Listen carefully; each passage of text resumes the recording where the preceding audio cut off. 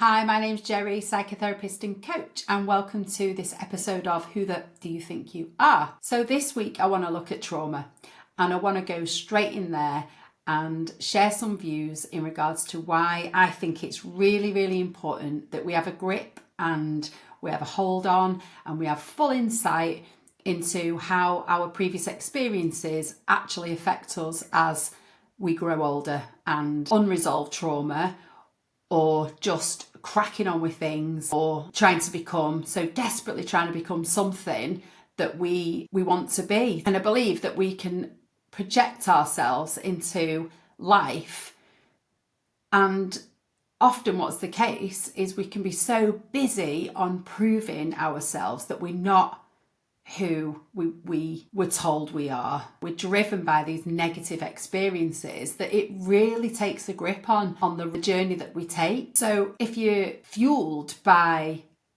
previous trauma and negative experiences, it can really, really impact you. And I just wanted to share that for me, when I left home and when I was growing up, I was fueled by a lot of anxiety, low self-worth, shame, and I was totally, and still am, really, really, really high resilience.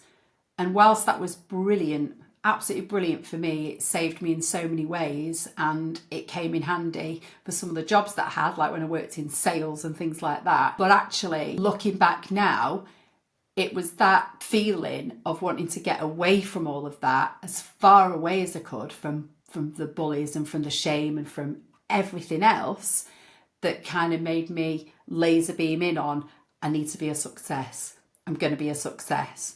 And that meant that a lot of my decisions as I went into adulthood were based around being a success and proving people wrong and being the opposite to certain family members and just trying to really fly my own flag. And that really did lead me to making some decisions that at the time I thought were really, really good. Some of the jobs that I've worked in have been really good. Working in management positions was brilliant for me because it gave me a chance to prove that I was successful and I was doing great, and I was happy. I was happy for a long, long time. But for me, a moment of realization was when I started to think and feel totally different. So I was showing up at work and I was in business meetings with ladies that were same level as me, same experience, if not more or less or whatever else.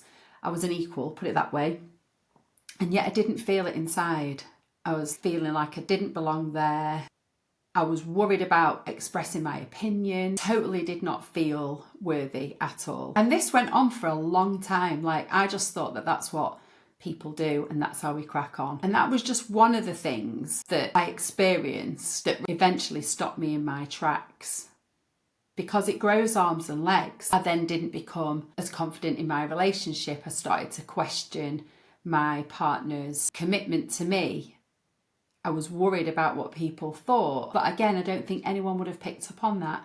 I genuinely, at the time, didn't realise I was high functioning. So at the forefront, you would see this professional, chatty, confident woman, yet behind the scenes, I was literally falling apart. And the voices in my mind would take over. And I remember coming away from those meetings and thinking, oh my God, what did I say? What did that person think of me? And then that would be compounded by, oh, well, you know, who do you think you are? And those voices became out of control. And that's just one of the things that I experienced. And that is what I want to explore, is this particular one, because what I've been able to do, which is what I want to share, is work through that and work through other things as well, because I felt like I just didn't know who I was. I knew who I wanted to be. I had a strong sense of that, but I didn't know who I was or how I would get to be where I wanted to be. Now, if I fast forward to nowadays, I can absolutely tell you what that was and how I overcame that. And these are some of the things that I'm really, really passionate about sharing with other people, because I know from dealing with clients and from going through this stuff and sharing with friends that there are a lot of people in the same boat. And I know it sounds dramatic, But one of the things that really hit home with me is looking at how trauma just sits there and it will come back. It sits and it waits until you feel a little bit sensitive or a little bit vulnerable, just a smidgen of vulnerability, and then bang, for me, everything came out. I now know that my self-worth was completely depleted. It was on the floor. I didn't see it at the time. Absolutely didn't see it at the time.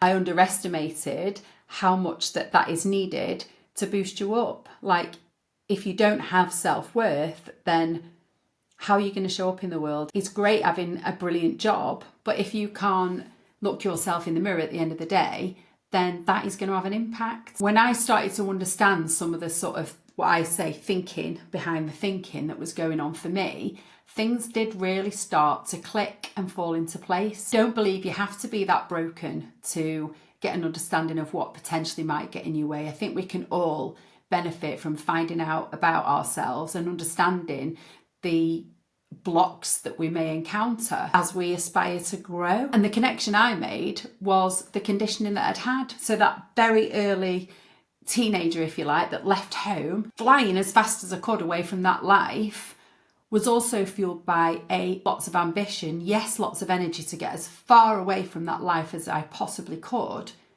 but absolute zero self-worth, like absolutely none.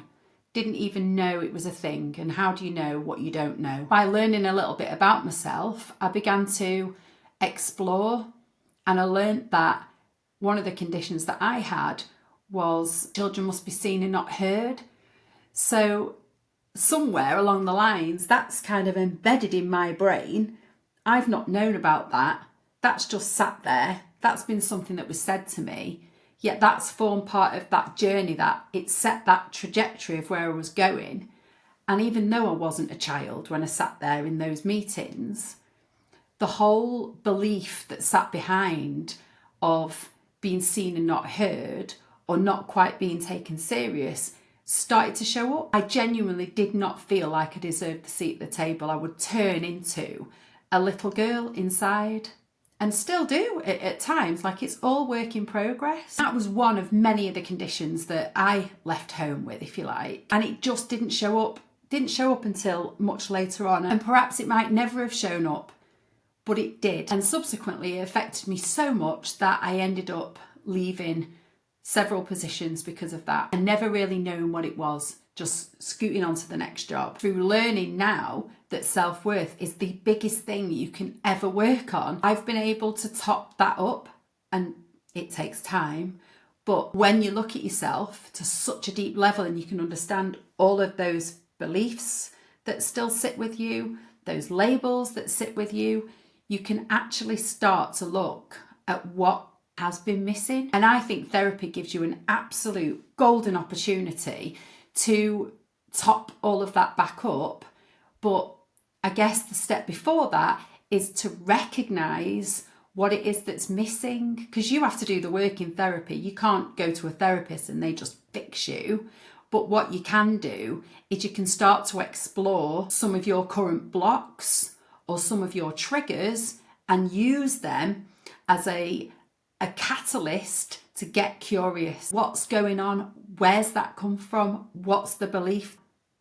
What's the thinking behind the thinking? Because all these traumatic experiences, whether we like it or not, sit there, and they sit and they sit and they wait. And they often wait until there's a time when we've got a little shred, just a little bit of vulnerability. And then boom, they all come crashing in. Because I believe that when we're down, our body and our mind goes, well, while you're at it, have a bit of this and have a bit of that. And sometimes that's why, if you've ever experienced having some sort of crisis, that it becomes bigger, because it's in those moments that I believe are an opportunity to look at what the hell's going on behind the scenes. And I get it. It's hard for people to want to explore the past if it's been painful. Like, I totally get it. But it's not about that. It's about having the power of knowledge, of knowing that certain things that have happened to you are going to dictate how you show up in the future and the decisions that you take and make. It's about knowing that they're not the ones that are in control when you want to grow, that you're clocking that they are there, but you're not dictated and ruled by them. And I don't want to scare anybody, but they are like a ticking time bomb. If we do try and run so fast away from these experiences, they will catch us up. So taking the time to really sit there and dedicate the time to you and learning about who you are, how you were raised, what your environment was like, what those conditions were, gives you the power. It doesn't take away those painful experiences, but it gives you the opportunity to top yourself up with the things that we're missing. And as you start to do that and give yourself permission to lean into all the things that light you up when you find out who you really are, that noise becomes louder than that noise. And that's what it's about. It's not about trawling through the finer detail if that's not what you want to do.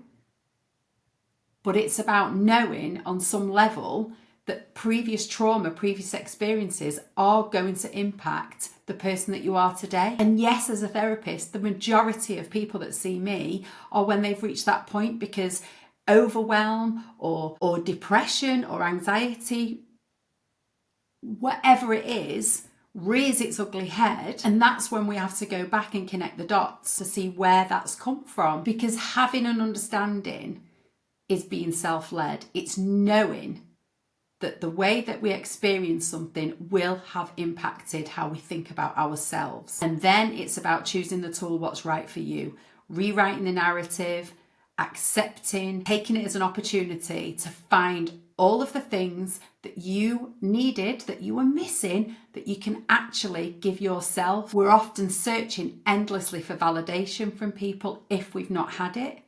And actually, just by clocking little things like that, it opens up a world of opportunity. Because once we can see these things, we can start to understand that validation starts from within. It starts with you. But we wouldn't know that if we were catapulted into the world, never being validated by parents. Like, that's going to show up when we're older. So that's why I think it's our duty to just start getting curious about all the little things, all the things that make us who we are, and understanding where those bumps in the road actually stem from. And realising we've got the power with self-awareness to handle those bumps. It's making sure that the old ways of thinking do not affect the direction that we want to go in. So I would invite you to start thinking about some of the conditions that you may have picked up. Think about your early environment. Think about your levels of self-worth and confidence, ability to build relationships. Just think about how that was when you were catapulted into the big wide world. Did you have the tools that you needed? Because we've all got them, we just don't know how to reach them. Have a think about when you were thrust into the world. Did that impact the jobs that you chose, the relationships that you chose, the friends that you kept?